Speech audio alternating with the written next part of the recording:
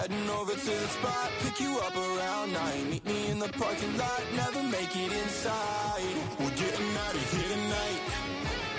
Yeah, we'll go anywhere you like. Yeah, 9/11, it's a heist, stole my heart, gave me life. No, I'm right, baby, I don't get my type wrong, yeah. She 11 with the lights on, yeah. Bite my neck just like a python. Breathe it right into my lungs. I took a hit, it's a crisp, see my medicine. Before it's all said and done, the 2 places for the necklace, gotta wipe you up. I'm heading over to the spot, pick you up around 9. Meet me in the parking lot, never make it inside. We're getting out of here tonight. Yeah, we'll go anywhere you like. I'm gonna break it. Cop lights, baby, I'm racing. 'Cause you're the only music I'm facing. You gon' leave my heart sedated, yeah. She just got it, but she wanted. Fell from heaven, she a weapon when she comes to me. I find it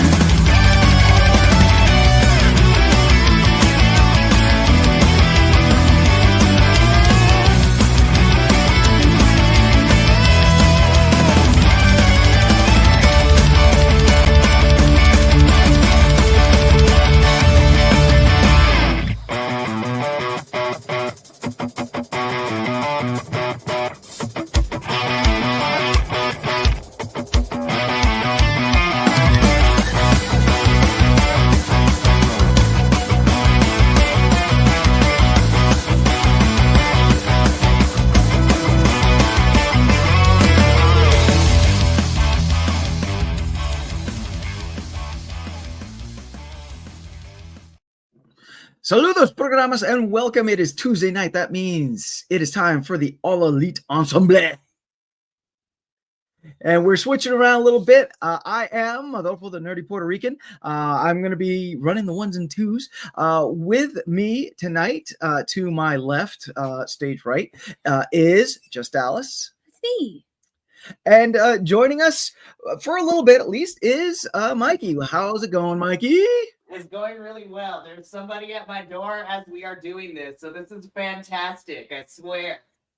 This is a great start. What's going on? Good.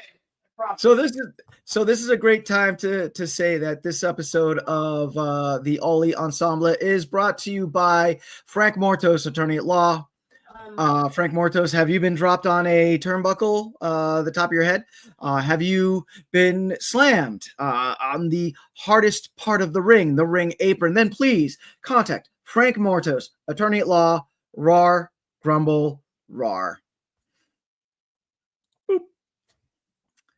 So yeah, it has been a very exciting build-up, a very exciting week over in AEW land. We are on the road to Full Gear. That's what I'm calling it. A lot of stuff that's happening, gearing up towards Full Gear, which is happening towards the end of November here. But that brings us to the happenings of AEW Dynamite, Mikey. Wow, I mean, I wasn't anticipating to get to Dynamite as quickly as we are, but you know what? I will intersperse our Full Gear talk as we get through it, because Dynamite had us make a couple of matches that got confirmed this week, so it has me super excited. But we're going to start off with AEW Dynamite. It is Wednesday, my dude, so you know what that means. It is time to discuss AEW Dynamite, or at least the AEW Dynamite that took place on Wednesday, November 6th, which, let me tell you, last week was a doozy because of certain things happening in the United States. We had Dynamite and NXT air on Wednesday. There's a lot of wrestling for a Wednesday. My brain was overloaded with all the wrestling that happened. But Dynamite this past week opens up, but because we have the Hurt Syndicate in the ring, they cut a promo. It's mostly MVP introducing himself and introducing, Shelton Benjamin and the almighty Bobby Lashley. Still crazy to see Bobby Lashley here in AEW.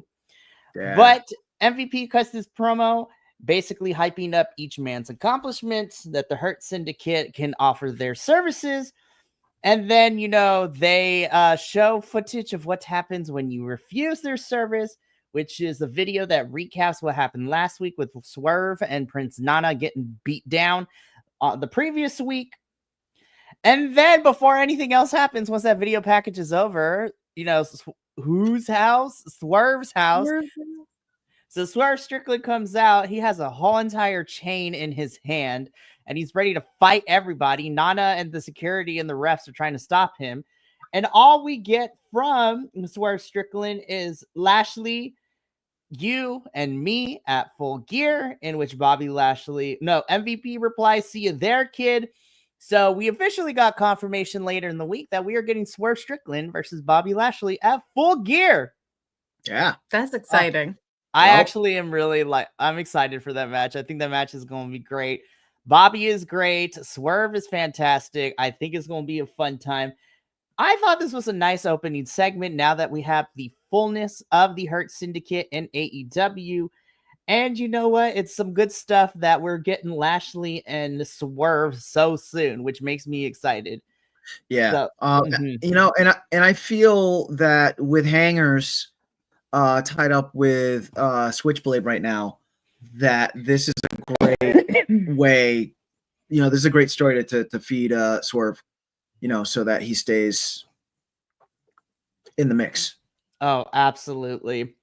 Again, I thought this was a great opening segment. It did not need to do anything more. We got a match set up for Full Gear, which has me excited. So after we get a video package of no longer the BCC, but the Death Riders is what we're apparently calling them now. That graphic. So it is no longer the Blackpool Combat Club. It is the Death Riders. But after we get a recap video package, of the Death Riders and everything that's been going on with Orange so far, and, Orange challenging Mox for the championship at Full Gear, we get into our first match of the evening, which I was very surprised this was our first match of the evening. I thought it would have been later in the show, but this is Orange Cassidy and Darby Allin from the Rafters taking on Claudio Castagnoli and Pac. On paper, I was like, this match is going to be good, but there's no way that this ends in a clean finish. And by George, I was correct in my assumption, because we get maybe 10 minutes, but I am happy, though, that it wasn't Mox or anybody else or Wheeler. It was Marina Shafir running interference and causing the DQ. I was like, yes, this is what we need. Have Marina Shafir be a force in this group, causing DQs left and right. So this ends in a no contest, but Marina Shafir kicks out the ref. Mox runs down. Darby and Yuta are fighting. Darby hits people with the skateboard. And it's just pure chaos in the middle of the ring. Death Riders continue the beatdown on Darby and Orange, and then Mark Briscoe's music hits, as well as Tomohiro Ishii, and I think Rocky Romero is also there. Basically, the conglomeration all come down to save Orange and Darby and all of this. Yep. So I will say this: I thought this, for the time we got, I thought this was a good opening match. I mean, the Death Riders causing a DQ definitely makes sense, but it's playing into the story, so I'm not necessarily too mad at it, because normally I don't like DQ no contest finish like that, because I feel like it's lazy storytelling. But because it is the overarching builds between what we're getting between Orange and Mox at Full Gear for the championship, I don't mind it. And I still thought this was really good stuff, especially since this is showcasing the Death Riders' continued antics of what they are doing. So, which we will see more of as AEW programming went on later in the week. But again, I thought this was a fantastic match. This was great. Tony Khan must have had inspiration from ECW, because there was a video package that played next. outlining the rest of November leading into Full Gear, and it is called a November to Remember tour. And I was just like, lots of ECW stuff this week. Then again, because of where NXT was last week, it made a total sense with all of this. But we cut backstage. We have Ricochet, and he's looking for a tag team partner tonight. Spoiler alert, it was not who I was expecting, but I cannot wait to talk about that when we get there. But Ricochet is talking about how he needs a tag team partner for the evening, and then the Hurt Syndicate come up, and Ricochet tells MVP they already talked already. MVP just wishes Ricochet good luck in his match later tonight as they walk away. So I'm like, we're continuing to tease Ricochet having some sort of alliance, whatever you want to call it, with the Hurt Syndicate, which I'm not necessarily against, and I can't wait. So we get back to ringside. The conglomeration are ready to go, and we get into our second match of the evening, which is a fight without honor match, which is basically a no DQ, anything goes type of match. But this is the type of match that was originally formed in Ring of Honor.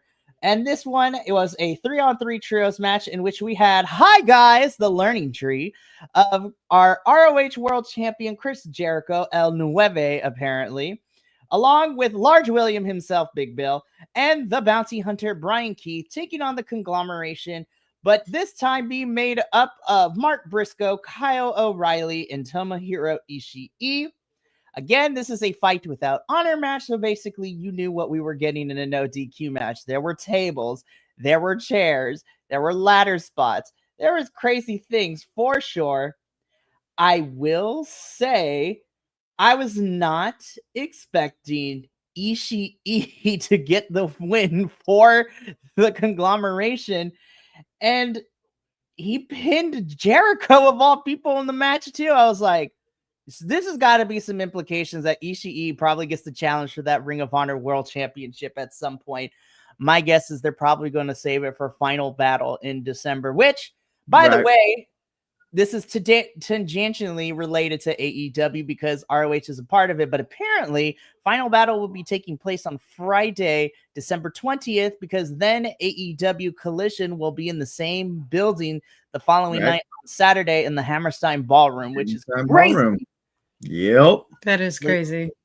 Listen, any wrestling fan who is familiar with the Hammerstein Ballroom knows that that place has seen its share of wrestling history go in there. So the fact that if that's where Final Battle is going to be along with Collision in December, sign me up.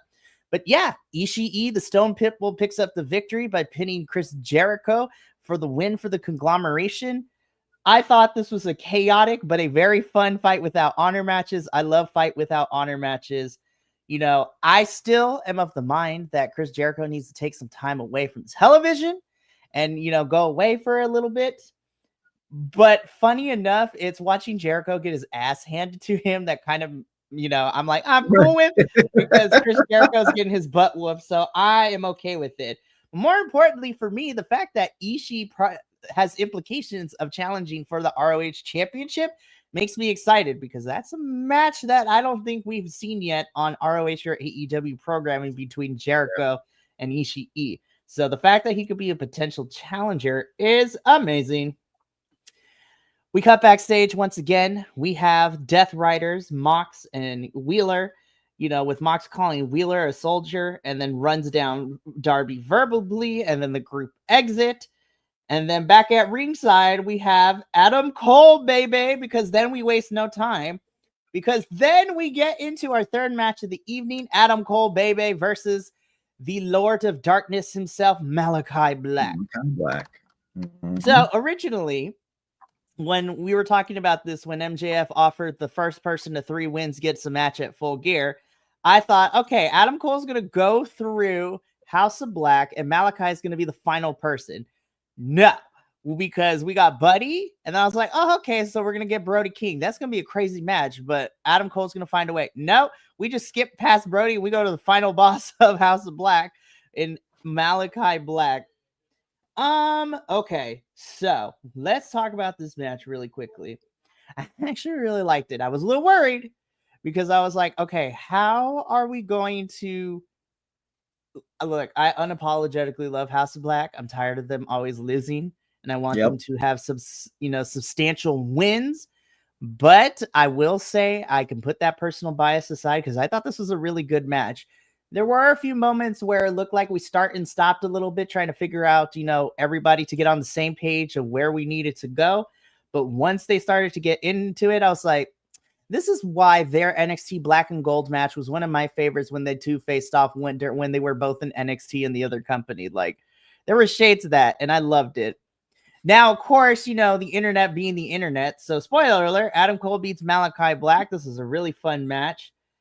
I will say this is probably not on the same level as their NXT match that they had, but I thought it was a good measure. And it continues to tell the story of Cole trying to get his hands on MJF. And so now he just needs one more win in order to do so, which I'm super excited for. Now, of course, the internet being the internet, the people started to speculate because the way that Malachi shook, Adam Cole's hand and hugged him and everything, signifying, I was like, is Malachi Black leaving AEW? And then, of course, not even 24 hours later, Malachi's like, you guys, I'm here for another 4 years. What are we talking about? Right, also, yeah. And then, of course, Brody King being amazing, just trolling everybody online with it, too. It's like, you guys, this is crazy. I didn't know that Malachi was leaving. My best friend of blah, blah, blah years wouldn't tell me. I was like, Brody King never changed. You and Nyla Rose are my two favorite Twitter people to follow. Nyla Rose specifically, because her girl goes in on people and she's so sassy. I love her. But again, I thought this was a really good match, not as intense as their previous encounters, but Adam Cole now has 2 wins under his belt. He just needs one more in order to get to MJF. Spoiler alert, I believe that the final bout is going to be between him and Roddy. Roddy and Cole are going to go up against each other. Shenanigans are going to go down, and I think we're getting a triple threat at Full Gear. Yeah. No. I didn't say I liked it. Yeah. Because they announced who Cole's fighting next. Oh, they did. Adam Cole. Right. Yeah, they did. Yep. Yeah. So he'll be fighting Takeshita. Yep. One. Which also makes me not like that choice either. I was like, I don't like that choice. I don't like it. Here's what I want. And I mean, we could talk about the now or we could wait. Do you want to wait until after we talk about Roddy's match? No, so we talk about so ideally, what I want Adam Cole to lose. I want Adam Cole to lose to Takeshita, and I want Roddy to win. And I want Roddy to fight MJF at Full Gear, and I want Roddy to lose. Because I think it's way too soon. I want the Adam Cole MJF feud to cook a little longer. Yeah. Right. If Adam Cole fights MJF at Full Gear, I don't think that's good storytelling. I want that to simmer. Yeah. For a while. Yep. If they're gonna do the 3-way thing, if Adam Cole and Roddy both win, and we end up with the 3-way with 3 of them all fighting at Full Gear, then I want Roddy to take the pin and Adam Cole's missing somewhere. Mm-hmm. Something like that. But I would much rather no Adam Cole present, not maybe ringside, but not fighting at Full Gear. Yeah, for the start and stop that we got with Adam Cole coming back at the beginning of the year and MJF and all that, we definitely need this to simmer a bit more so that it's relevant again. Mm-hmm. You know what I mean? No, absolutely. I think there's better storytelling to watch, Cole lose this first mark to Roddy, have Roddy go on to lose at Full Gear, and then we could continue to build Cole back up to get to the final boss, if you will, MJF. Yeah. So much good storytelling right there. Hopefully AEW does right by it, because I've been enjoying, now that I've put my personal bias aside, I've been enjoying what we've been getting with this feud. So this would be amazing. And, I'll talk about it a little bit later once we get the rundown of what's happening on Dynamite tomorrow. Because I'm happy that Britt Baker's coming back. I don't like that she's going up against Penelope Ford, which means my poor girl Penelope is about to probably lose another one again. And she like, just came back. I'm a little mad about this. Yeah, I don't know Penelope Ford from Adam, but like she just came back. Why are we slapping her with 2 losses? Yeah. It's tough for Kip Sabian and Penelope Ford because they are married in real life. I was like, I want good things for the couple. I really do. But, speaking of couples, but not in the way that we're thinking, because Jay White is backstage cutting a promo in which he's attacked by angry Hangman Aggro Page. Hangman tries to decimate Jay White's ankle with the chair, but the honeycomb monster himself, Wild Juice Robinson, comes in. The juice is loose, and he makes the save. Jay White, and Hangman Adam Page brawl to the ring. They begin to fight. Jay gets on the microphone after Hangman escapes through the crowd and says that he promises to beat, dismantle, and embarrass Hangman Page at Full Gear, and that he and the fans are going to have a great time doing so, and that Hangman has never beaten Jay White, and he won't be able to do it at Full Gear so long as the Switchblade breathes. And then you know what? He even promises that he might be the first person to make Hangman Adam Page tap, which is a really fun, interesting knowledge. I was like, I don't think Hangman has ever tapped since being in AEW. So the fact that if Jay White makes him tap would be crazy. And we end this segment off with Jay White telling Hangman Page, if you don't like what I'm saying, I got 2 words for you. Guns up. I'm so excited for round 2 of at Full Gear between Hangman and Jay White. I'm really excited. Wrestle Dream, they opened the show, and that match was really solid. Yep. I cannot wait to see what round 2 goes. And then let's get one more at World's End. Like, let's make this a trilogy. Right. I'm so excited. This is going to be great. Speaking of which, we finally get a women's segment this evening. So Dynamite, I'm looking at you because we're like halfway through the show. I'm like, nah, you wait this long to give us a women's segment. But I don't know what it is with wrestling and like breaking all sorts of laws when it happens. But Chris Statlander is backstage with her suitcase, and she is with Renee, and she talks about this as she goes off stage. And all of a sudden, we hear a large crash. The camera pans, and we see that Chris Statlander was almost a victim of a vehicular manslaughter or a hit and run. Like, Chris Statlander barely got out of the way. The camera pans to the people in the car. We see Camille is behind the wheel. Mercedes Moné is in the passenger seat. And we're basically, because, Mercedes lets it slip to us, the audience, that homegirl tried to kill Chris Statlander with a car. Like, this is wild. I was like, I feel like there are other ways to prevent someone from challenging for your championship than, I don't know, hit him with a car. But you know what? This is the land that we live in terms of wrestling. So as Mercedes and Camille are fighting, Chris Statler's like, oh, hell no, and takes both women out of the car. Camille tries to fight Chris off. Chris grabs Camille, throws her arm, and pushes the door into it. And then she proceeds to lay out Mercedes on the hood of the car. And Chris is standing tall by the end of this. I was like, this is what we need, because Chris has been on the receiving end of getting her butt kicked for the last couple of weeks, and now she is fighting back. And this was a fun segment to have Chris stand tall.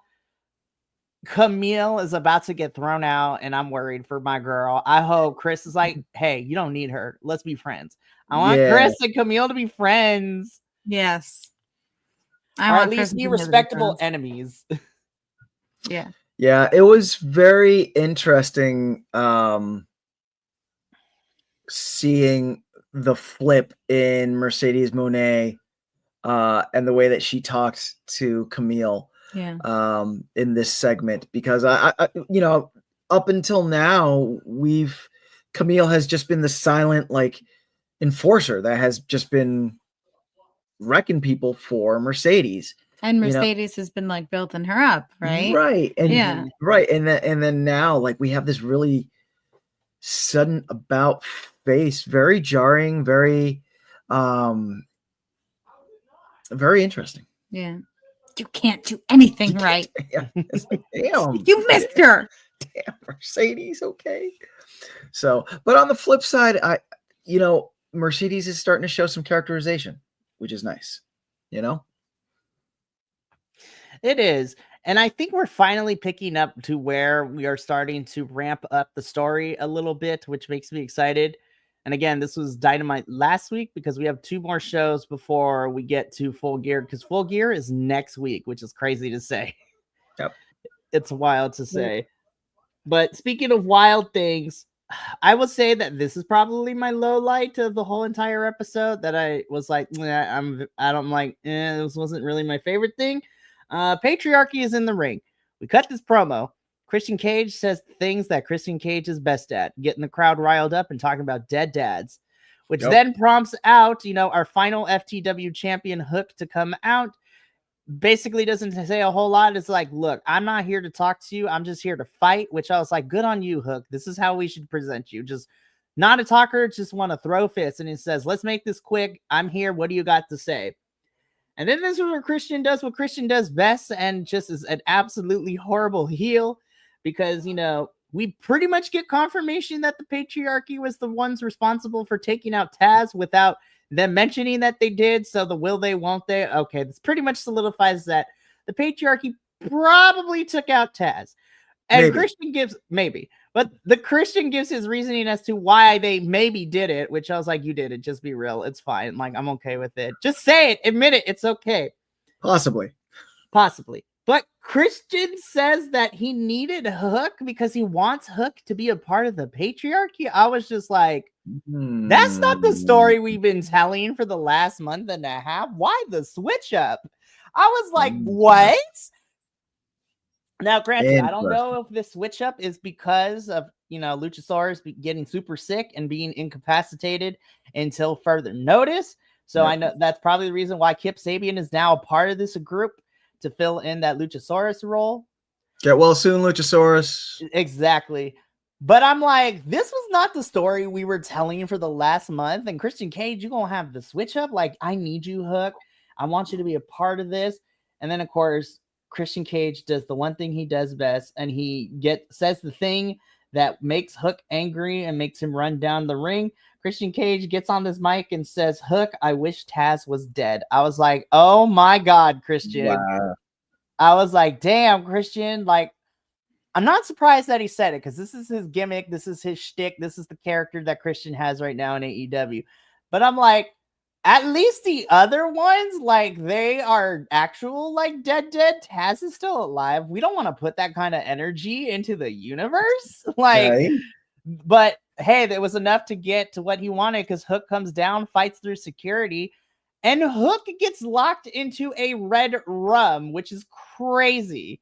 I was like, what the flip is happening here? And then, of course, Christian Cage at the end of this segment is like, you're welcome.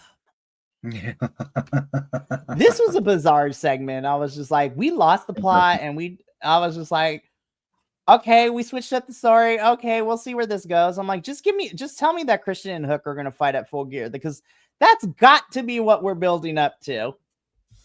Right.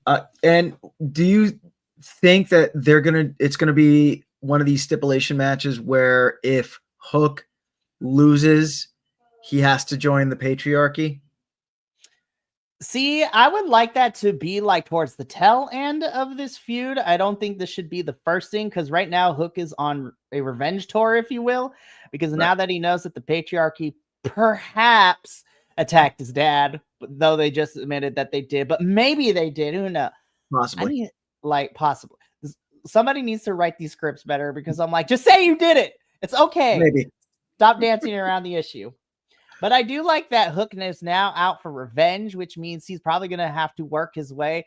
If we don't get Christian and Hook at Full Gear, I'm pretty sure Hook is going to have to work his way through Nick Wayne and Kip Sabian before he gets to Christian. Right. So I love me a good revenge story. And I think Hook works better as somebody who is an angry brawler who's looking to fight people left and right. Oh, 100%. Yep. 100%. That's why I kind of liked him and Shibata together as a trio, because they were just out here wrecking fools and looking to fight everybody. I was like, I miss Joe. I need him to come back as soon as possible. Mm-hmm. Yeah, Joe being the mouthpiece for those three, that it worked really well. It worked really, really well. So Right.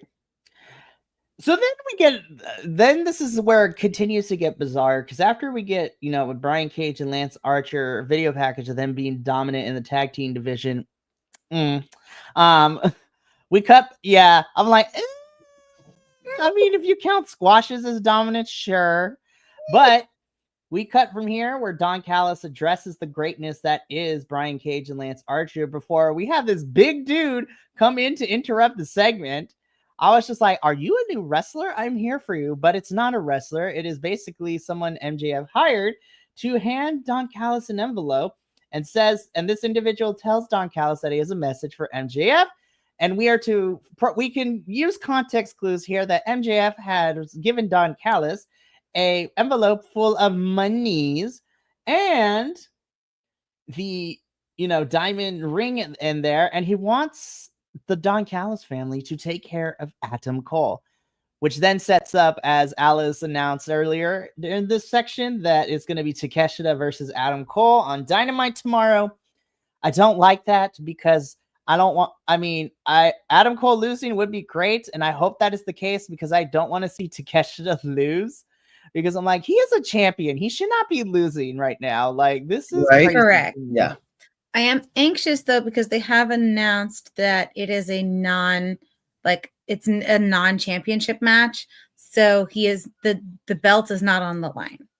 Right. Right. But I agree with you. Takeshita is a champion. He should not be losing. Right. Oh, absolutely.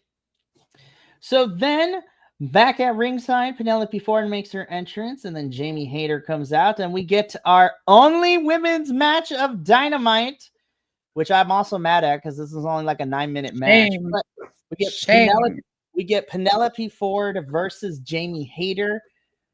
I'm never going to be mad when you put Penelope and Jamie in the ring together. Like, oh my God, these women are amazing. Penelope looked like she didn't miss a step, which was really nice to see. Jamie is always fantastic, and I love that she's back from injury. Man, like, I love this one. I really do. But unfortunately, my biggest critique is that this was only like an 8-9 minute match. And, some weeks I sit here watching Dynamite, and I feel like there's always at least going to be one match that falls under the curse of one too many on a given show. And unfortunately, this honor, if you will, fell to this match because it was cut so short. I was just like, I'm going to be real. Of all the matches that we got on Dynamite this past week, we could have maybe cut out one and then kept this one to give the women like 12, 15 minutes. Like, let Penelope and Jamie go for longer. But the fact that they only gave it like 8 minutes is a travesty. And I'm mad because within that 8 minutes, they brought it. And I was like, we could have gotten more if you gave them like 15 minutes. Like, come on now. It's not that hard. Give the women more time. But yeah, I was mad. We only had one women's segment and we had one women's match this week on Dynamite. You have a whole roster of amazing women, AEW. Get it together. But I was happy to see Penelope and Jamie. Jamie does pick up the victory here. And, surprise, surprise, it seems that we're moving Jamie and Penelope away from each other because Penelope is fighting Britt Baker on Dynamite tomorrow, which makes me sad because I'm happy that Britt is back and healthy again from, being sick, but not at the expense of Penelope. She just came back. Cannon fodder. That's crazy. So I was like, all right, like AEW, you made me mad. Not at Jamie or Penelope because those women brought it, but I was mad that this match was short, and I was mad that you're feeding Penelope to Britt supposedly tomorrow night. Right. But something that I did get excited about is we got a video package that is hyping up Kazuchika Okada. But more importantly, we are getting the tease announcement that the Continental Classic will be coming back very soon, which I was just like, I was about to say, yes, man, I am so waiting to announce that. Well, the funny thing is because I'm pretty sure they were going to wait as close to Full Gear as possible. Be like, hey guys, we're still going to do this. because then what's probably going to happen is once we're done with Full Gear, because World's End is at the end of December, like we did last year, the next couple of weeks, we're going to have half of the matches on the shows be, progressing storylines, and the other half are just going to be the people involved in the Continental Classic. So because Okada is the champion, he is automatically entered into the tournament, because if the rules that were set up last year when this became a thing is that the champion going into the Continental Classic would automatically be entered because he's trying to defend the championship and go through like close to the G1 climax and try to win to get into the finals to defend his said championship.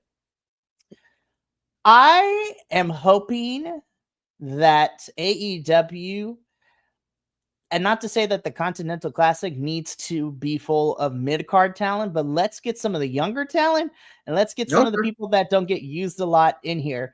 Like, I'm going to be honest, between the two blocks that we got last year, the blue block ended up being my favorite because that ended up having people like Eddie Kingston, Daniel Garcia, Brody King. Roosh also did a good tear through that. Like, the blue block also, I think, had Jay White in it too. Like, they had, like, on paper, they stacked the gold block with all of your top talent, but then the blue block ended up being my favorite because we had some fun stories. I'm hoping that they fill the tournament outside of Okada with, like, upper mid card and younger talent in here. So, of course, I would not mind seeing a Daniel Garcia if we're not going to do anything more with him and Jack Perry come Full Gear. But I'm looking at the rest of the roster, like, if Darby's not doing anything, put Darby in the Classic. Like, Darby in there would be great. Juice Robinson, I want to see him in there. Like, there's so many good things.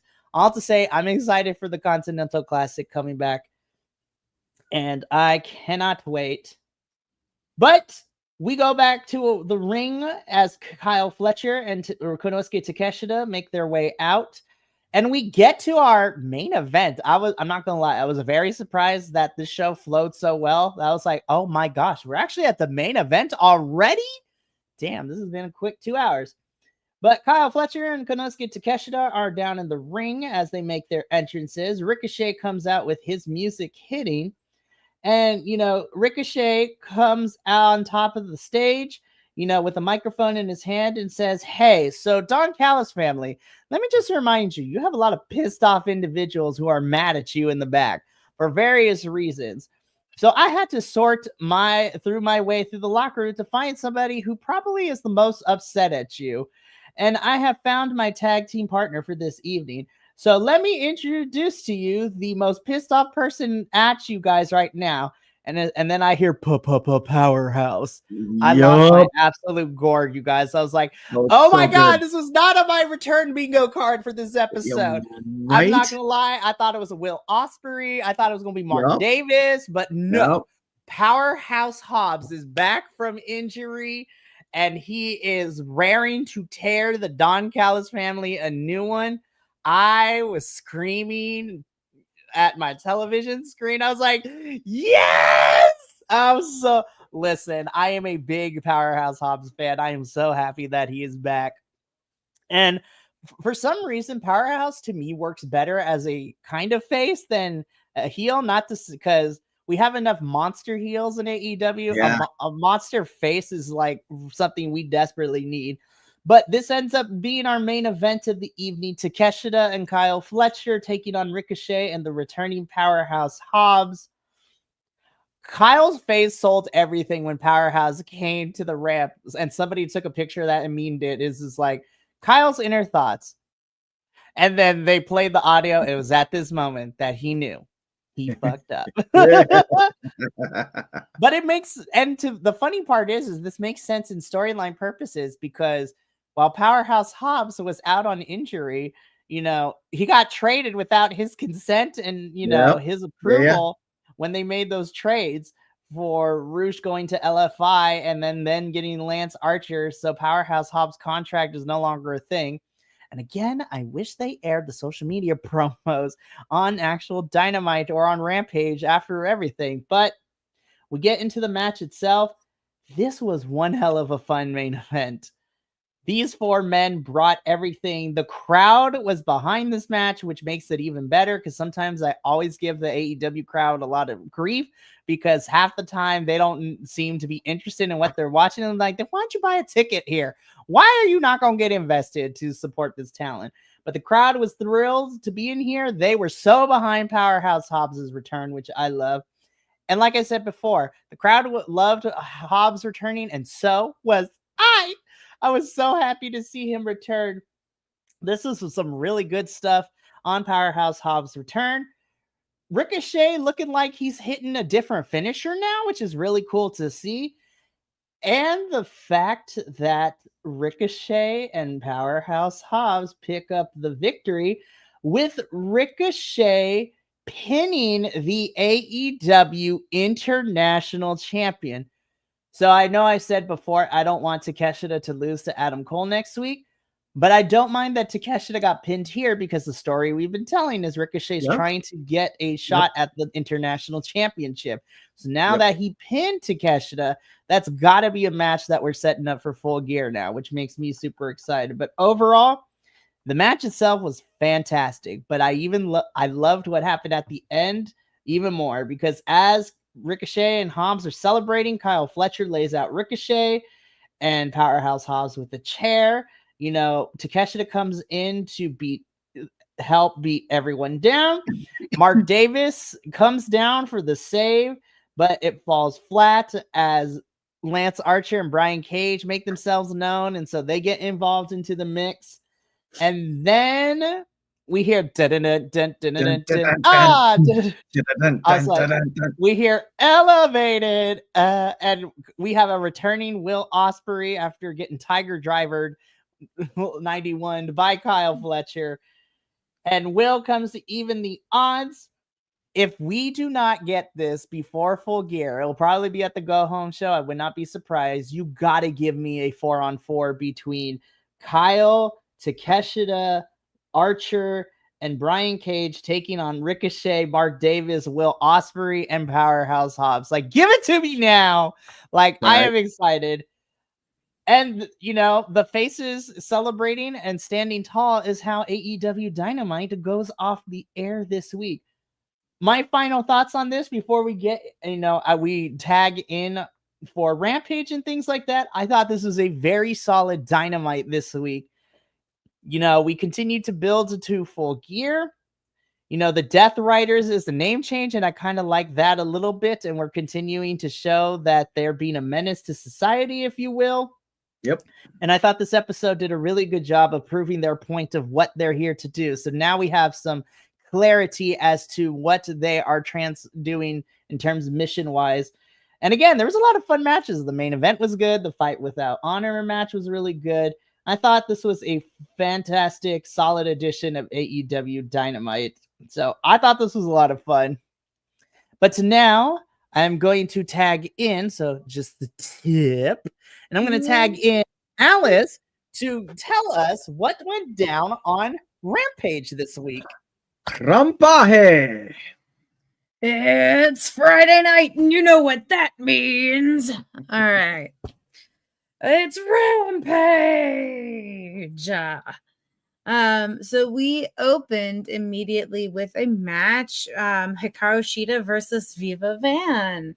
I have not seen Viva Van in a minute, so it was nice to have her back on AEW television.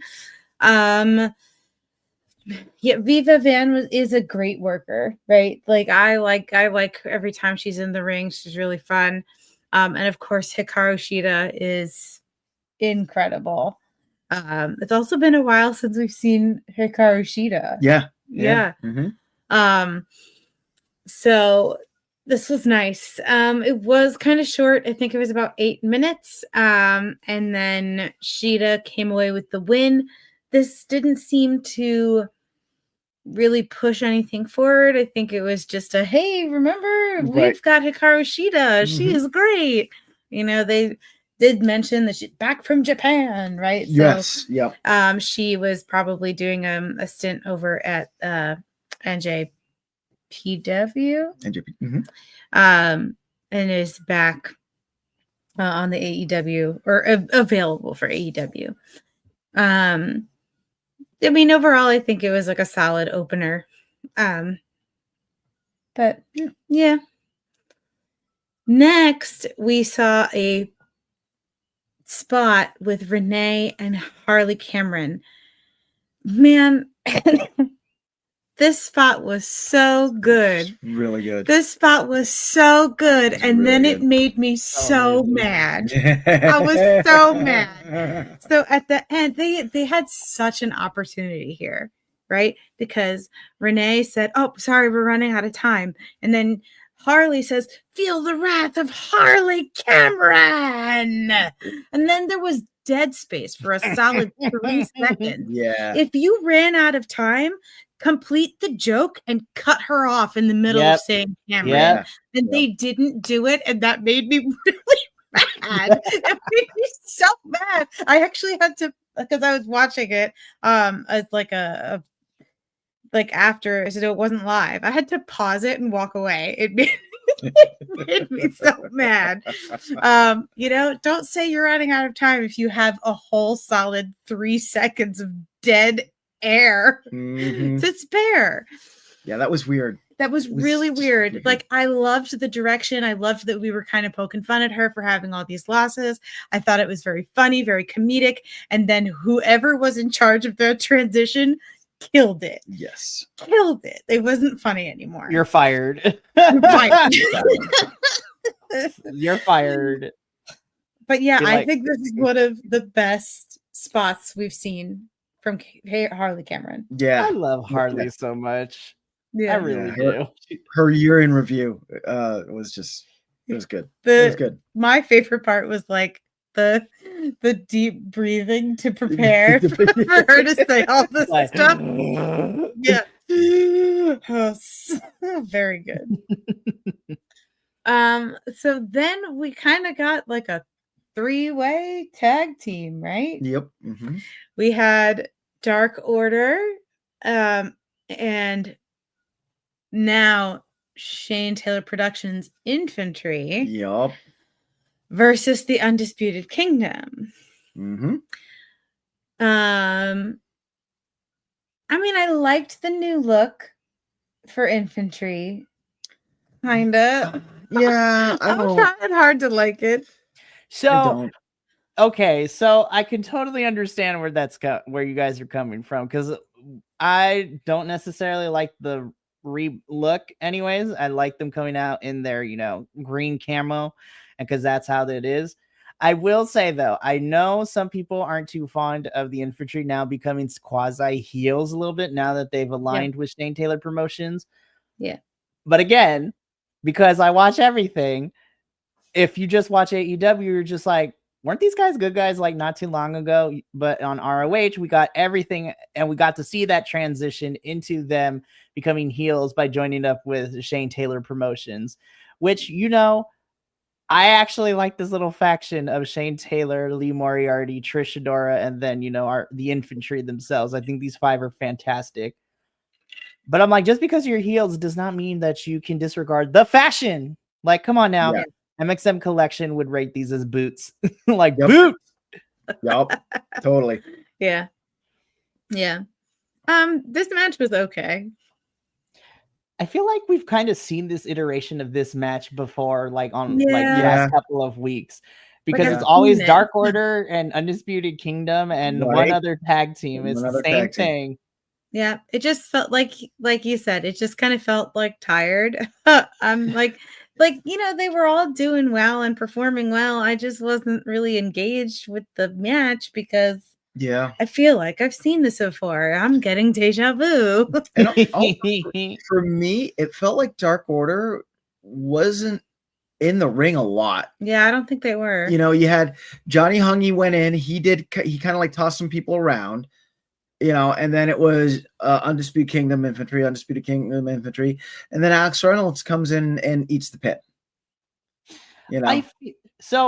I think I still would have had a little bit of critique with this match, but I feel like for me, I think if we took, and I love Dark Order, don't get me wrong, but I feel like if this was just a straight up 2-on-2 match between Undisputed Kingdom and the Infantry, I think I would have enjoyed it more because, yeah, the Dark Order were kind of just a non-existing factor because this match not only gave the Undisputed Kingdom the win in the story that we're telling, but I think this was a solid way to show off the more heelish tactics of the infantry if you haven't seen them since turning heel in ROH, because they were more aggressive, and I actually really dug the aggression from the infantry in here. So I honestly think that you could have taken out the Dark Order and just had a regular tag team 2-on-2 match, and you would have, honestly, you still could have gotten the same result, but with less moving pieces. Yep. Yeah. Exactly. And then, you know, they were kind of leaning into the Undisputed Kingdom being faces, right? Because when they came in, they were doing the whole thing where they interact with the crowd and they do like the high fives and stuff like that. So we're really looking at them being faces now. Yep. And then, so the Undisputed Kingdom did come away with the win for this one, to no one's surprise. And then Brian Cage came down, you know, kind of pulling attention from the Undisputed Kingdom. And we had Murder Hawk Lance Archer come up behind and then essentially take him out, you know, being the paid attack dogs, if you will, because MJF, as you talked about, Mikey, had given Don Callis this envelope. So now Brian Cage and the Murder Hawk Lance Archer are going after the Undisputed Kingdom. Which makes sense, I guess. I'm okay. So I think where I'm having an issue with this, and I know I just stated during our, Dynamite talk that I like what we're doing with Adam Cole and the, first to 3 wins to MJF. I don't get why Undisputed Kingdom is, I know why Undisputed Kingdom is being attacked by Lance Archer and Brian Cage, because Don Callis family, and they're being attacked by association to Adam Cole. What I'm kind of having a hard time trying to give any logical credence to is the fact that I would understand if the Undisputed Kingdom was either helping Cole or Roddy win their matches to get to the first to 3. And then they, hey, we're going to take out the help. So that way, Roddy and Cole have to get this win on their own.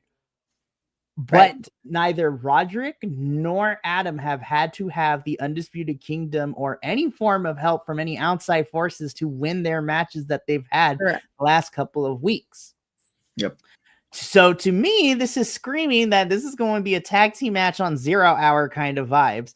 Because from a storytelling perspective, cool, you were hired to take out Adam Cole, but why are you taking out his friends? Now, if you're playing like an emotional manipulation game, I guess that's the sense.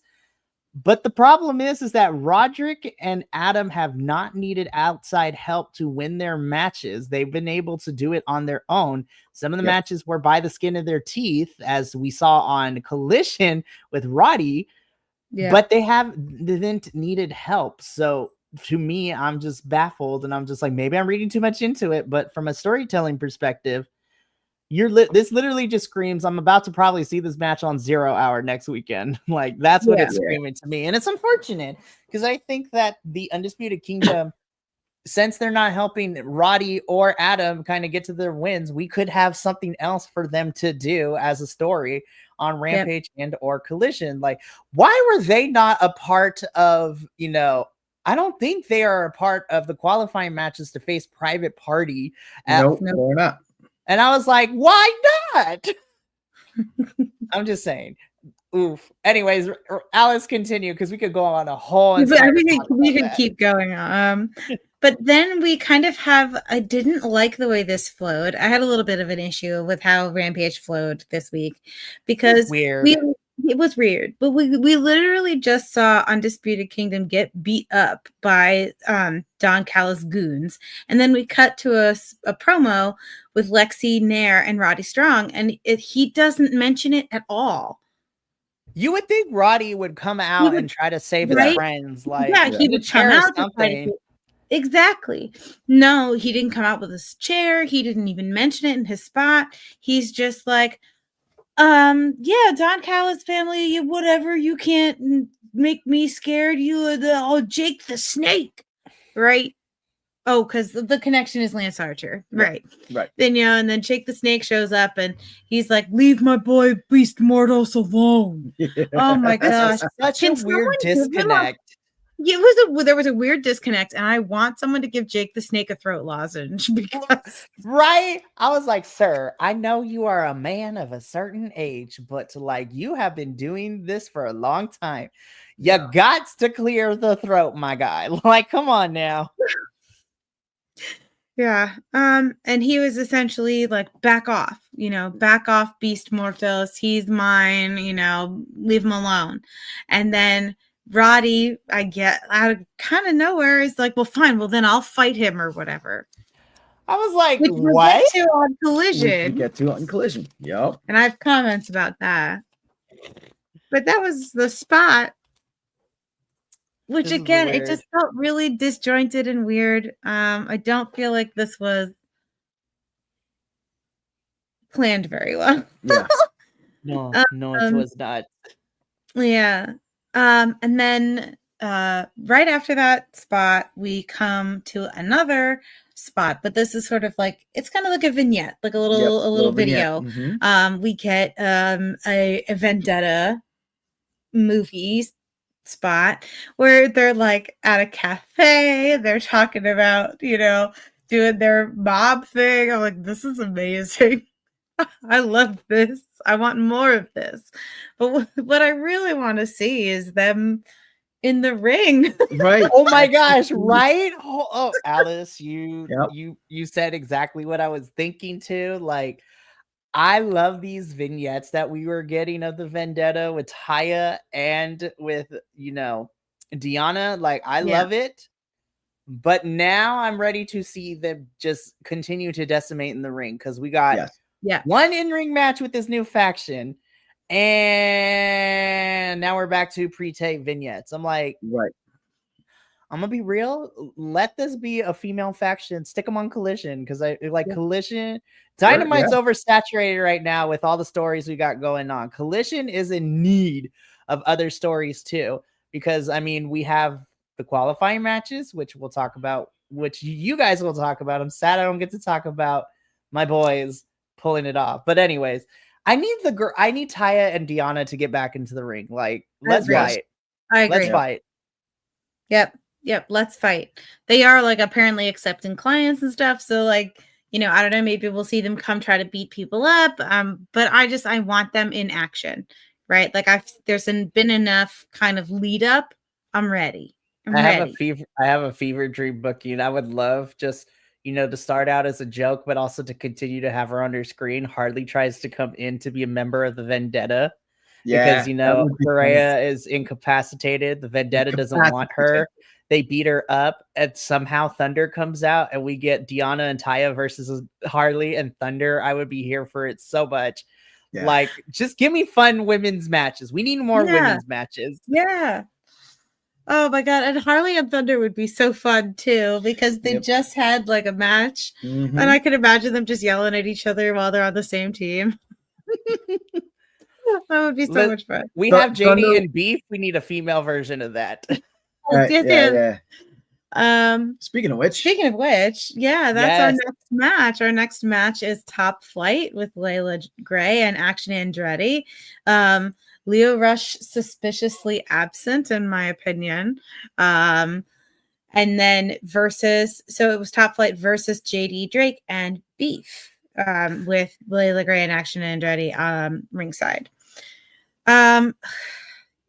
This was cool.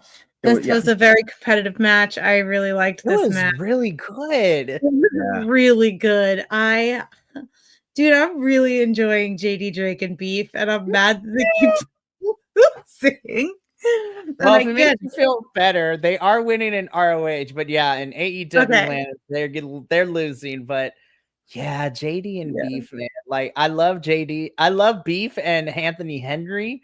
And now that Anthony's out for a little bit because of injury again, but JD's cleared to go, JD and Beef. I'm just like, I'm ready for the full trifecta of Anthony, JD, and Beef when Anthony comes back. But I'm not gonna lie, I was afraid that our big boys were about to get jobbed out to Top Flight to give them a win leading into Collision because they had their match against the Outrunners to see who goes to face Private Party in the Fatal 4-Way at Full Gear. I'm not gonna lie, this was probably my favorite match of Rampage, and I'm even going to take it a step further. I think this is probably my favorite match on AEW television this week. Just because it was very solid work between everybody in here. Yeah. And I liked too a little bit of the storytelling because we're kind of seeing like fractures in Top Flight, right? Yep. And so one of them, like I can't remember who right now, but they launch out, and then Dante and Martin that's their name. Dante and Darius. Yep. So Dante and Darius start arguing. Right? Like, watch out. You almost got Layla. What are you doing? Why aren't you paying attention? There's some miscommunication happening. Yeah, there's like a miscommunication happening between the tag team, which could have potentially like cost them the match. Right? But they did get it together. Yep. And they did end up with the win. But we do see that there's some tension there. There's some miscommunication happening. Yep. Because, that never happens between siblings. But, Oh, the other part of this was that Private Party was watching. Yes. Yep. I'll never get over it. It's so funny watching them look at a TV that is blank. Yeah, I know, right? It's like, what is happening? I'm like, they're not actually watching. This is hilarious. We can talk about that because I had comments about FTR, but that's in Collision. Right. Oof. And they, after the match, they all shook hands. They did. Yep. I thought that was really cool. I thought that was really cool. You don't see that a lot. And then Lio Rush came out kind of a little early for his match. He kind of poo-pooed on Top Flight and JD, and he was just like I'm like, oh man, all ego Lio Rush is coming back, you guys, because his character before, he was just this cocky, arrogant person, and it seems that we're getting shades of that now too. I'm just like, all right, let's get into this. This is gonna be fun. Yeah. Yeah. And we'll talk more about that on Collision. But this is our final match of the night. We've got my best friend, Lio Rush, and versus Commander Part 2. Because last week Commander won. He took away with the win, and now they had a rematch with Lio Rush versus Commander, and Lio Rush ended up with the win this week. I want a third match with them. I want a trilogy. I want a rubber match. Let's go. Yeah. Yes. More. Thank you. Yeah. To be honest, I can see if they do a part 3, I could see it as a 0 hour match. Oh, absolutely. Because it was just both matches have been really entertaining. So I agree. But yeah, this was a fun match. I really enjoyed it. I really, really did. You can never go wrong with Commander and Lio Rush in the ring together, honestly. Yeah, they work. They're so good together. They work very well together. And the energy, the high energy, the entire match. Match. One of the commentators, even they were talking about it very early in the match. They're like, we're only 45 seconds into this match, and they've been like, so that opening sequence was amazing. Incredible. It was incredible. And they kept that energy the whole time too. So that made it really, really exciting to watch. Yeah. Oh, absolutely. Yeah. So that was our Rampage. That was our Rampage. Yeah. I love it. So now we tag for Adolfo. And this is where I tag out for the evening, unfortunately. But I know that my lovely 2 co-hosts will do Collision. I'm gonna just give my quick thoughts on Collision. I really enjoyed this. I'm actually really excited for Jack versus Daniel Garcia for the championship at Full Gear, and go Outrunners. That is all. There we go. There we go. All right. No, Thank you, all Mikey. right. See you guys later. See you See ya. later. Bye. So this leads us to Collision, and we open up with the House of Black versus the Iron Savages and Jack Jameson. I was very perplexed as to why this was the opening match. And the Iron Savages came down the runway, kind of trying to give us backstory about who they are and why we should care. Yep. And House of Black just standing there stoically like the wall of meat they are. I thought it was fantastic. But hey Alice, what do you get when you get Jack Jameson stuck in the ring with Buddy Matthews? What? An ass whooping. And that's what it was. I mean, how long did you practice that? That all day. I was sitting on that all day. As far as the match as far as wrestling goes, it was entertaining enough. Yeah. I am frustrated with, and I've said this before, with this iteration of the Iron Savages. I much preferred the Iron Savages when they were faces. I felt like their whole gimmick just worked so much better when they were faces, because now especially when they do the whole we're taking you down to Titty City thing, it just they said that. It seems you're right. It just seems annoying and grating, whereas it did before when they were faces, it was kind of endearing and like the crowd loved it. I didn't love it. I don't think I have been watching AEW long enough to have seen the Iron Savages as faces. Yep. They came down and I was like, who is this? Right. And then they did their whole thing and I just it did not land for me. But we do get House of Black getting the win. Which was a little frustrating. Like it didn't feel like I don't think this was their best showing. No. And I feel like it was a short match. Yep. And I feel like really frustrated by that actually. Yep. Yeah. But afterwards, Malachi gets the mic, and FTR, the music hits and FTR comes out and they start jawing off with the House of Black, because they're going to be meeting the House of Black this upcoming week in this four-way contender for the tag team match, and we find out that it's going to be Malachi and Big Brody King going up against FTR. This was an interesting way to show who's going to come. Yeah. So I don't mind this. And it was kind of like, oh, well, that's why the match was short. So we could get this spot with FTR and talking about which two of members of the House of Black are going to fight, face FTR. Yep. I hope House of Black wins. Yeah. Well, and we're going to get, we'll get to that later. But then we had a Leo Rush spot. I loved this spot. Yep. Where he talked about his win that he just had over Commander, his win over Ari Daivari. He shows that he still has MVP's calling card, and he issues a challenge to Swerve Strickland. Dude, I'm so excited about this. Ooh. Oh my gosh. Leo Rush and Swerve. Yep. It looks like Leo is trying to jockey for position in the Hurt Syndicate. So, but I think so. I agree that I think he's going for Swerve and he wants to beat Swerve so he can be like, "Hey, Hurt Syndicate. Yep. Hey, look at me, senpai. Senpai. Notice me. Notice me." I mean, they already did because they gave him the card. Right. But I loved this. Yep. Very exciting. So then we get a spot about the four-way contender series, which we're going to talk about that more a little bit later. Which then brings us to Private Party comes out.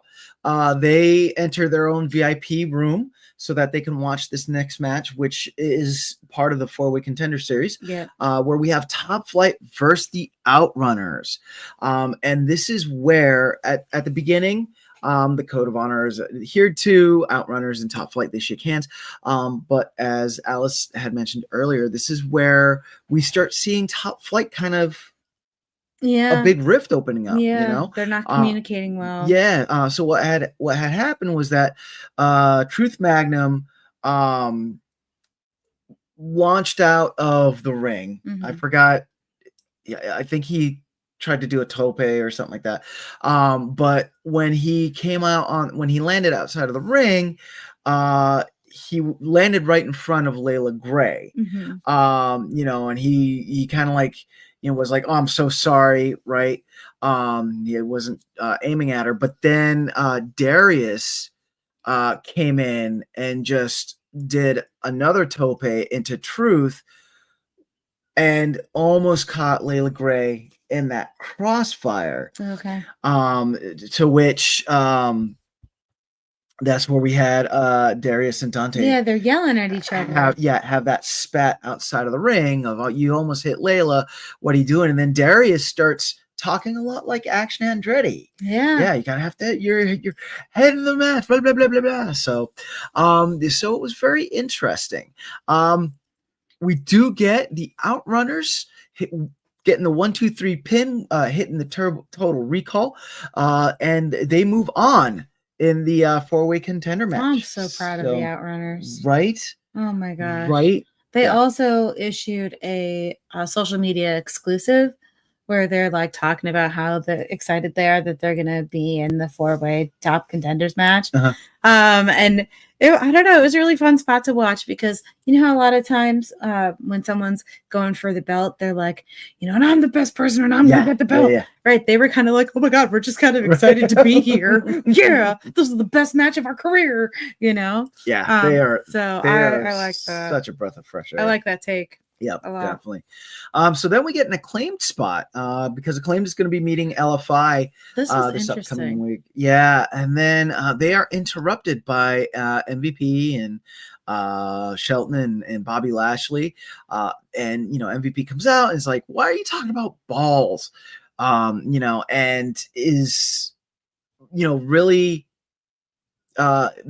bagging on the Acclaimed, you know, and Anthony Bowens comes back and says, you know, just because Daddy Ass isn't here doesn't mean that you can come and talk to us like this.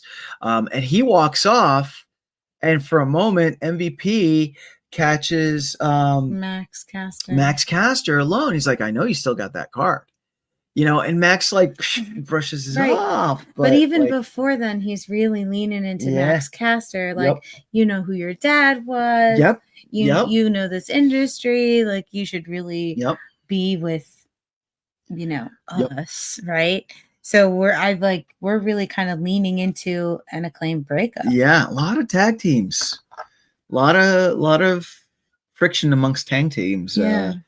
So it's very this very is your. Well, we're revitalizing the revitalization of the men's tag team division. I don't know, you know, break them all up. If you watch AEW and you think that this is revitalizing the men's tag team division, put it in the comments. Like put them all in a bag and just go.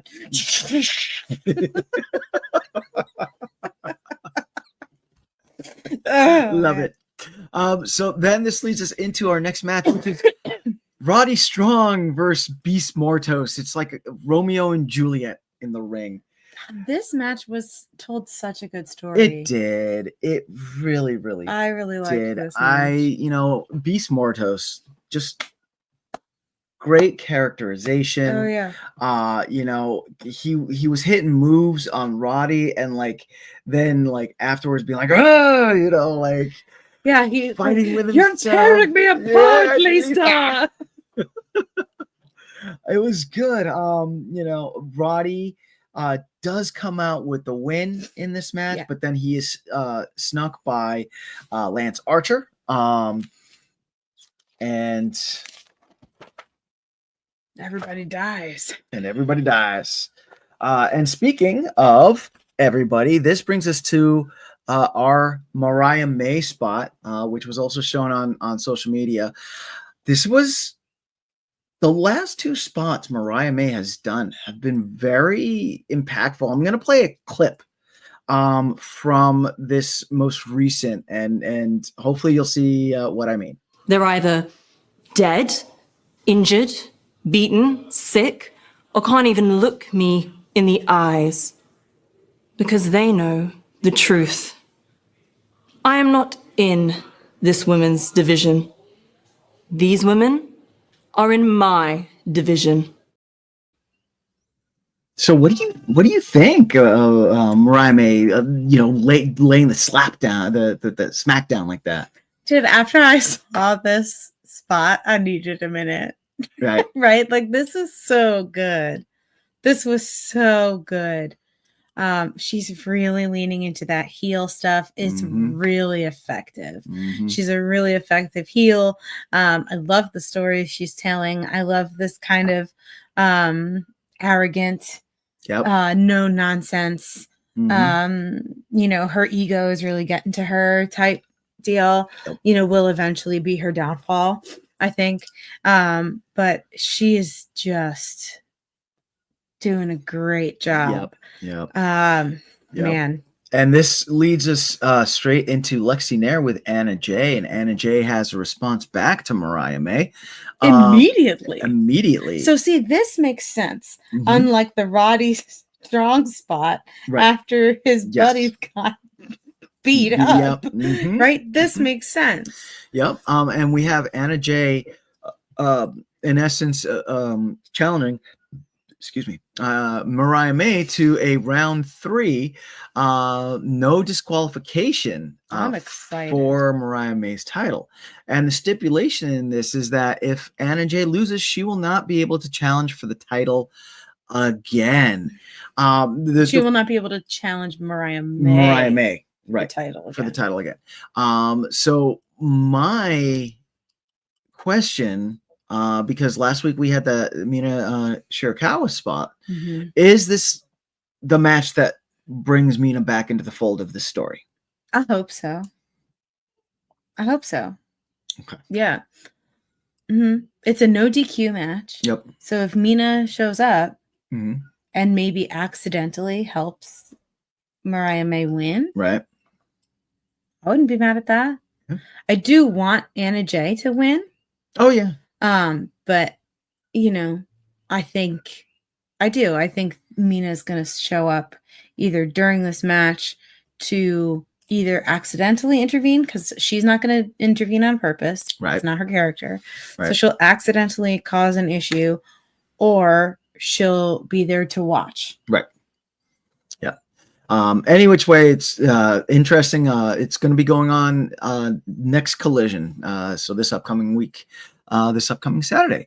But this leads us to it's Saturday night. So, we got Chris Statlander coming out, and she faces local talent, Ashley Vox. Squash match. Chris, I'm beats so Ashley annoyed. Vox. I feel like they keep giving Chris Statlander squash matches. Yeah. And she's better than that. Yeah. Give her better than that. They had this problem with her early 2023, where it was just like, it seemed like every Chris Statlander match was just a squash match. But the real reason for this match was to push the story, because Mercedes Moné comes running out and she sneaks Chris Statlander with a backstabber. And okay, Mercedes, she's showing a little feistiness. Going after Chris Statlander. I'm liking it. That's fine. You can like it. Okay. For me, I just feel like it's like too little, too late. All right. For her.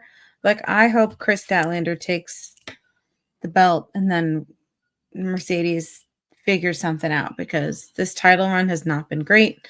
I like that she's getting, the energy and the the chutzpah to, really be what I think she can be on TV.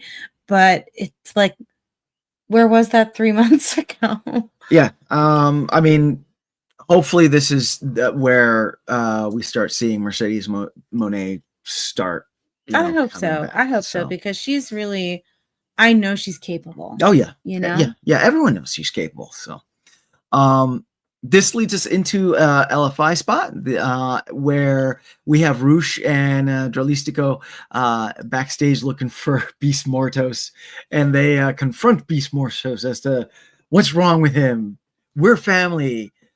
Nosotros somos tu familia. You need to, get it together, and that's and they in essence.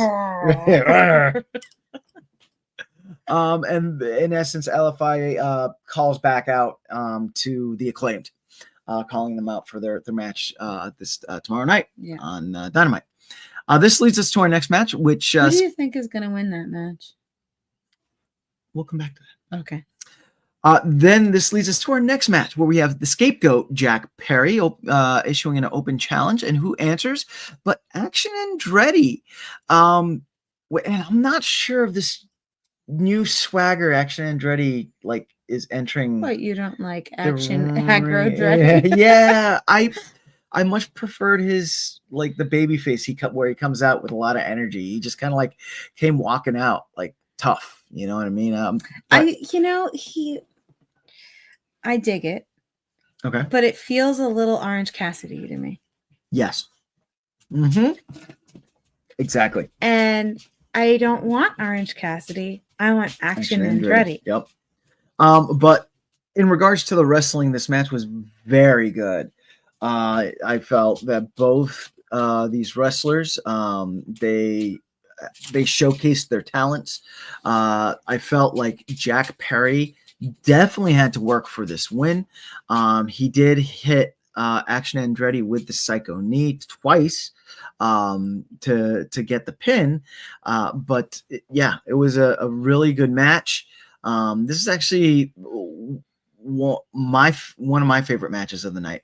And now I'm wondering, because we have Jack Perry using Bryan Danielson moves, when is Wheeler Yuta and the Death Riders going to come a knocking so they can get back their Psycho Knee? Because that doesn't belong to Scapegoat. Dude, I would so dig that. Right? I would so dig that. I would so dig Wheeler Yuta coming and knocking some sense into Jack Perry and taking that Psycho Knee back. That would be so cool. It would be cool. That'd be really cool. So then the Scapegoat, he gets the mic. Daniel Garcia comes out, and we are going to be seeing Daniel Garcia versus Jack Perry at Full Gear, where Daniel Garcia stated at Full Gear, Daniel Garcia become the TNT champion. Do you think so? I don't know. We'll get back to that. But then after this, Julia Hart, finally, we get a spot, a Julia Hart spot. Julia has been out for months now. Because she hurt, I believe it was her ankle or something, whatever it was.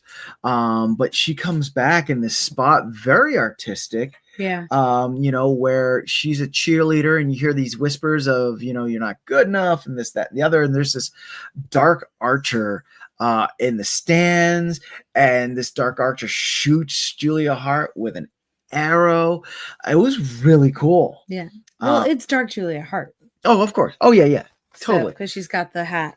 Yep. I was really bummed that I couldn't find that so I could show it. But it was on Threads. Yeah. If you get a chance, check out social media and look for Julia Hart's collision spot. Really worth the watch. Really worth the watch. Really worth the watch. So then we have Lexi Nair backstage with Daniel Garcia and Daddy Magic. Just a very stereotypical Daniel, you got to be ready for this match versus Jack Perry. This was the weakest spot of the night. And I forgot that Daniel Garcia and Daddy Magic were even connected. Yeah.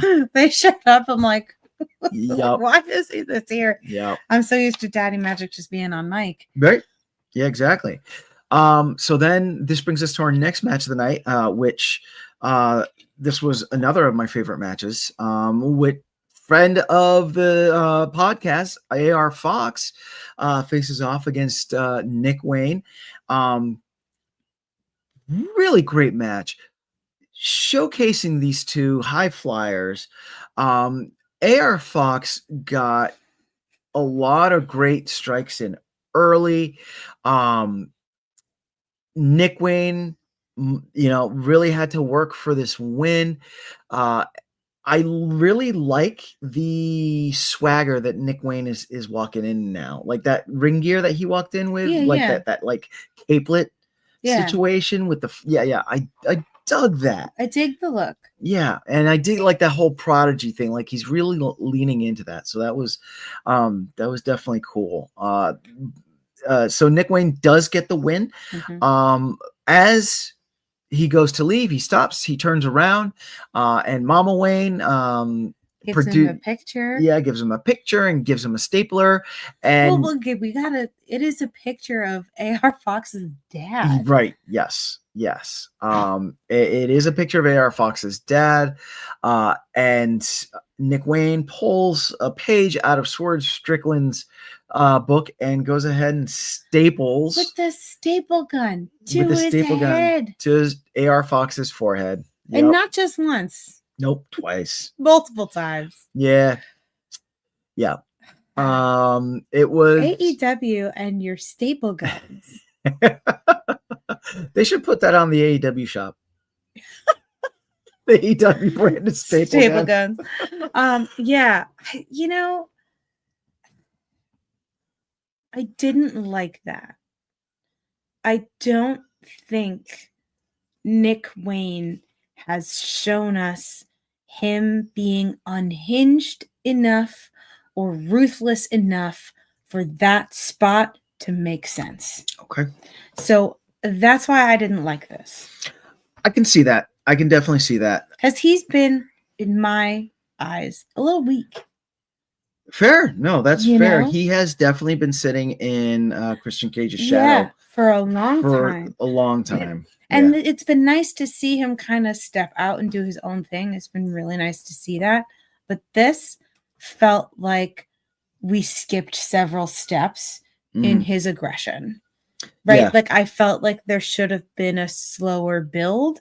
I feel like we were just going and then all of a sudden we turned left. Yeah. And now we're stapling pictures of someone's dead father to their head. Yeah. Like this feels a little out of left field. Yeah. It's, it's referencing when Swerve and AR Fox, they broke into Nick Wayne's practice arena and laid out Nick Wayne. But that happened like over, dare I say, close to 2 years ago. So if we're gonna do that, then and then that got iced, and now it's back. So it is very jarring and very out of place. Yeah, but you know how lately AEW has been having those here's a little video package. Hey, remember when this happened? Yes. Why didn't they do that here? Exactly. Because if we had that little video package that was like, hey, remember this, guys? That would have made completely more sense. Exactly. I still don't think I would have liked it. Right. Because of how Nick Wayne's character has been. Right. But it would have at least made more sense. Yeah, we would have gotten that reintroduction as to why Nick Wayne is on his revenge tour. What revenge? But it's okay. It's okay. You know why? Why? Because our next spot was Lexi Nair with the MXM collection. Ooh. And unfortunately, we are going to have to wait for the trios match, the trio team up of the MXM collection and Johnny TV. However, I'm just going to play this clip. Just watch. Let's get out of here. Johnny TV style. Sebastian! shit! You're in the shot, you bald idiot! You fool! The other way! Go! Go!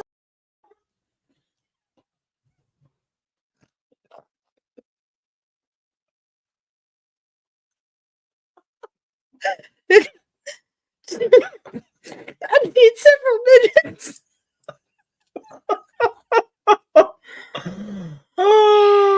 No notes. This spot was excellent. Go So good. watch it. Yep, They're very funny. they are. I want to see Mason's pig. Well, he showed his His or they hog. called it a hog. Yeah, I first. want to see his hog. And Lexi and Nair went, oh. I don't know why everybody doesn't want to see my pig. Right, exactly. There some good levity because the next match was the Death Riders. I think much needed too. Much needed, yeah. Right, because the We just we just had staple guns. Yep. Now we're howling, Yep. and then the Death Riders come. Yep, the Death Riders show up. It's Claudio, Pac, and Wheeler Yuta versus the conglomeration of Tomohiro Ishii, Kyle O'Reilly, and Mark Briscoe. Claudio Castagnoli. I see those purity seals, you Warhammer nerd. Don't think I don't see that. Anyway. Doesn't that mean you're a nerd too?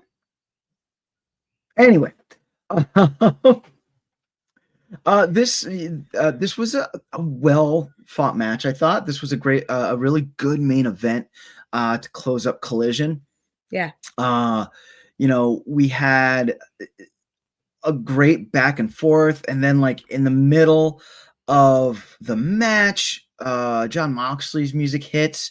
And he comes out with Marina Shafir, and they set up on one side of the ring, and then Orange Cassidy comes out, and he sets up on the other side of the ring, and then you had Kyle O'Reilly lock in an ankle lock onto Wheeler Yuta, and just like hold it for what seemed like forever. And like this pandemonium is going on outside and all that.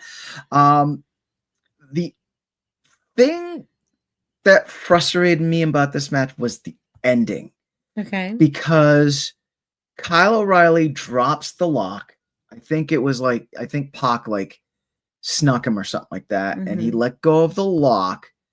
And then Wheeler Yuta hits Kyle O'Reilly with the Psycho Knee and gets the 1, 2, 3. I believe Marina Shafir hit him in the back with the briefcase. Right. Yes. Yeah. And then what?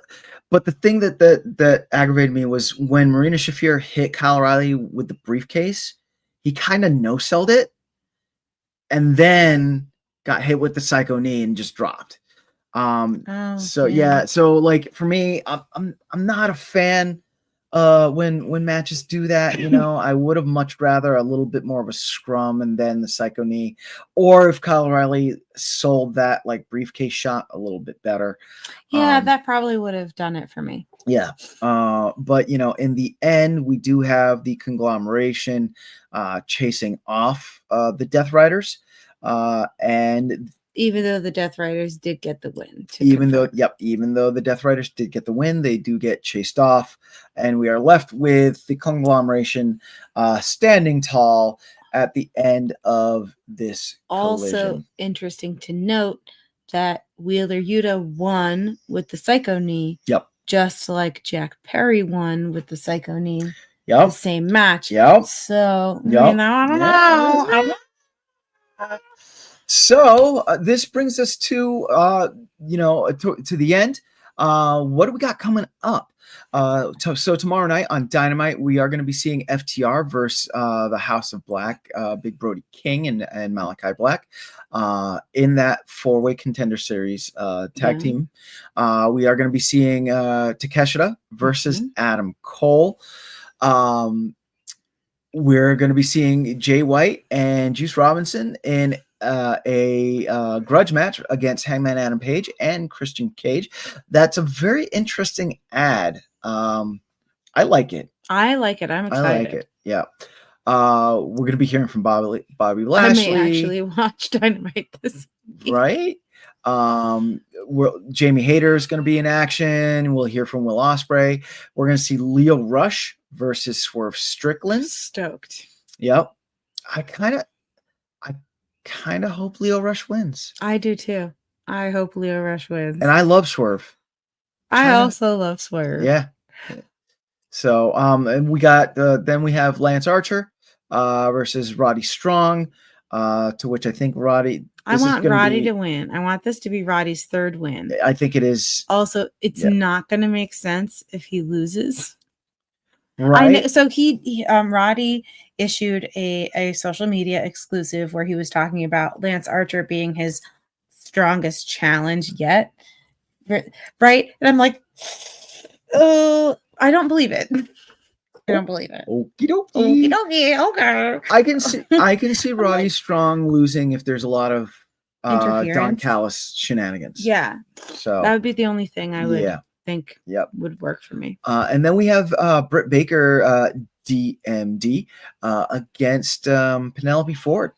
I hope she's good.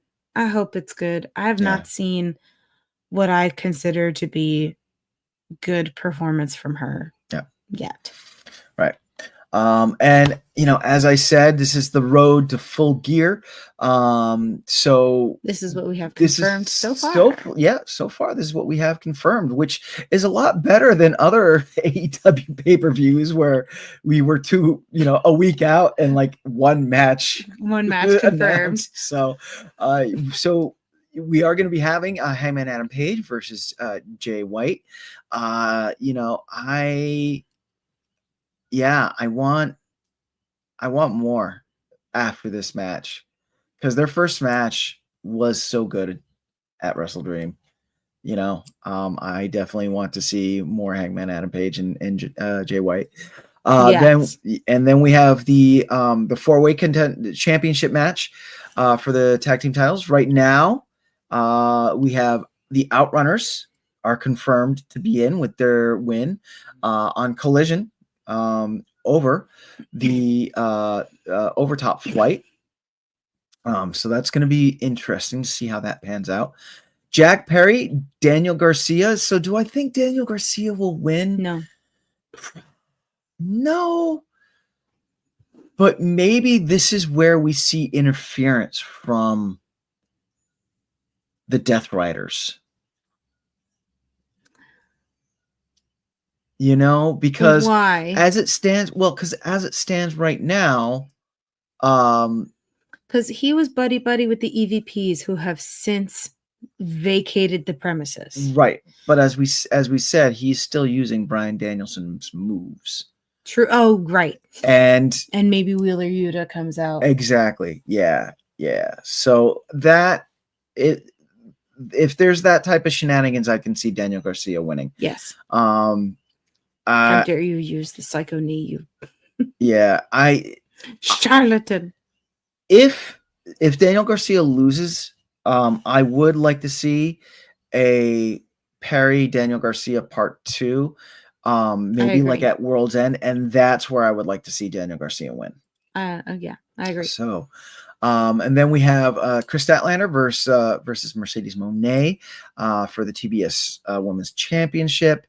I have Statlander winning. Yeah, it would be nice. We got Bobby Lashley versus Swerve Strickland. Oh, I'm so stoked. I know. Yeah. Bobby Lashley. I kind of hope that Bobby Lashley wins again. And I love Swerve, but yeah, seeing Bobby Lashley win would be just very interesting.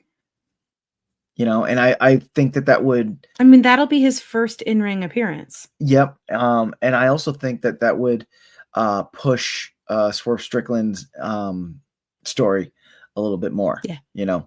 And then of course we have Jon Moxley and Orange Cassidy. Still a little early. This isn't our official predictions thing. This is just showing what we have so far set up for Full Gear, which is gearing up to be a pretty good card. I'm actually really excited. Yeah. And that's it. The Biconics, guess what? We are on the interwebs. So if you like this, you can find us on all the social medias at BC Wrestle Pod. We are on Instagram, we are on Threads, YouTube, and Twitch. We have merch over bcwrestlepod.creatorspring.com. Actually, we have 2 new designs that dropped. One based on the Timeless One, Tony The Storm. Timeless Tony Storm. And we also have a Patreon. You can find us on Patreon, BC WrestlePod. We do a lot of fun stuff on our Patreon, watch-alongs and things of that ilk. And that's it. That's a wrap. That is a wrap. What did you think of this week so far? Or what did you think of this past week? I apologize. Far. What did you think of this past Oh week? my gosh. Dynamite was good. Rampage was meh. Collision was good. So I'm gonna give it a 7. Okay. I actually liked Rampage. I'm gonna give it though You can be wrong. I'm still gonna give it a 7. But I like Rampage a lot It more just than felt too disjointed for me. there was yes. Yeah. There was a weird flow to it, but That's all. That's why I said it was meh. Yeah. It wasn't bad. It just didn't flow as nicely as it usually does. Yep. But this upcoming week of AEW is gearing up. See what I did there? To be really exciting as we continue on into Full Gear, and a lot of stories are getting pushed along, and a lot of exciting things happen. So we hope that you check it out, and then next week come and hang out with us and talk about it. Why don't ya? Yeah. So but this is going to be the end. I am Adolfo, the Nerdy Puerto Rican. I'm just Alice. And Mikey was with us, but is now just an invisible flowing bit of color. Woo, woo. And with that, we go off the air. Woo. Do your hand. Do the hand. Woo. Wait, no, you got to do the thing first. Do that. I can do whatever I No. want. Too much power. Too much power. Hang on, it's because we got to do this.